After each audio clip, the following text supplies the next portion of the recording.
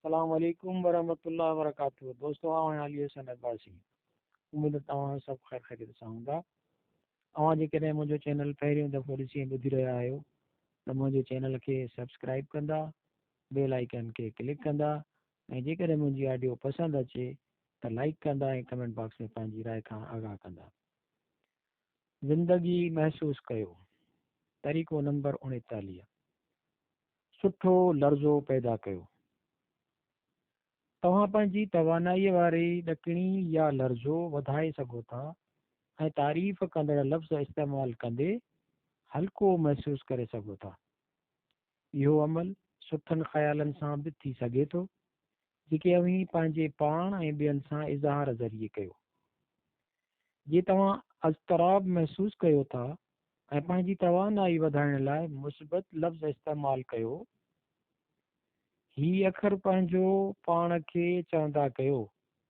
बधी, मुहबत, अमन, हाव, सूंह, लुत्फ़, उत्साह, रहण, ॿधल हुजण, ख़ुशी, बेताबी।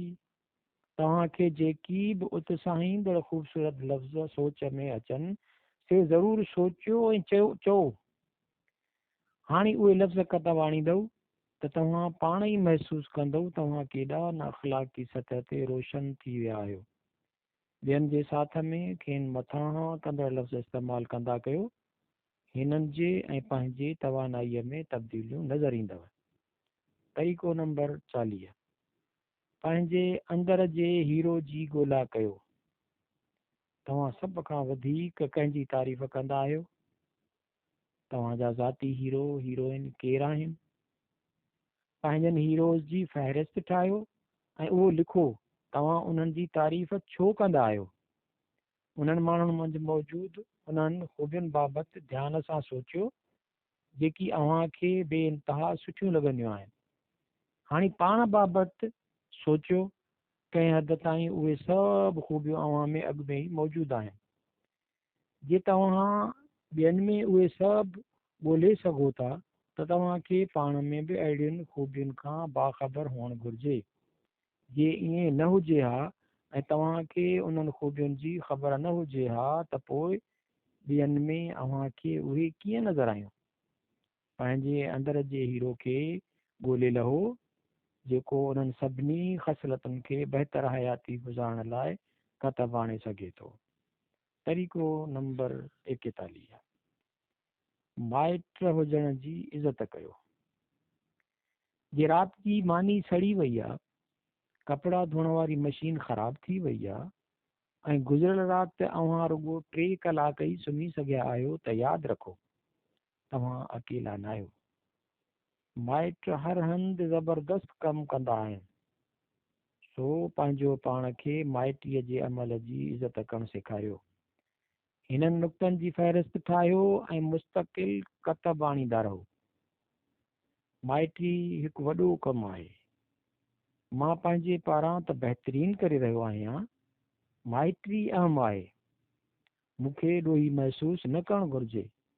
मूंखे पंहिंजो ख़्यालु रखणु घुरिजे। को बि मुकमिल माइट न हूंदो आहे। मां पंहिंजे पीउ ऐं माउ खे मुआफ़ कयां थो ऐं संदन शुक्रगुज़ार रहां थो। मां दरगुज़र करे सघां थो। इहा फ़हरिस्त कंहिं निमाया जाइ ते लॻाए छॾियो।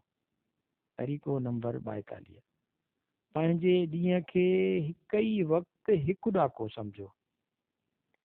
हर ॾींहुं ज़बरदस्त नमूने शुरू नाहे थींदो। कॾहिं कॾहिं त उथण ऐं ॿाहिरि निकिरण लाइ सख़्तु ई न हूंदो आहे। थी सघे थो अव्हां जे ज़हन में घणो कुझु हुजे। तव्हांजो शेड्यूल मसरूफ़ हुजे, केतिरियूं ई ॾुखियायूं साम्हूं हुजनि।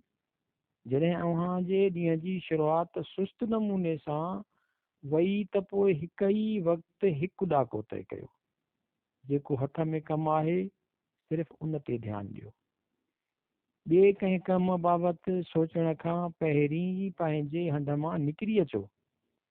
ॿिए ॾाके जी सोच एसी ताईं न कजो जेसी ताईं पहिरियों ॾाको न चढ़िजे। जीअं जीअं तव्हां पंहिंजे हदफ़ खे हासिल कंदा वेंदव तीअं तीअं तव्हांजी गिरफ़्त वरी मज़बूत थींदी वेंदी ऐं सुस्ती भॼी वेंदी।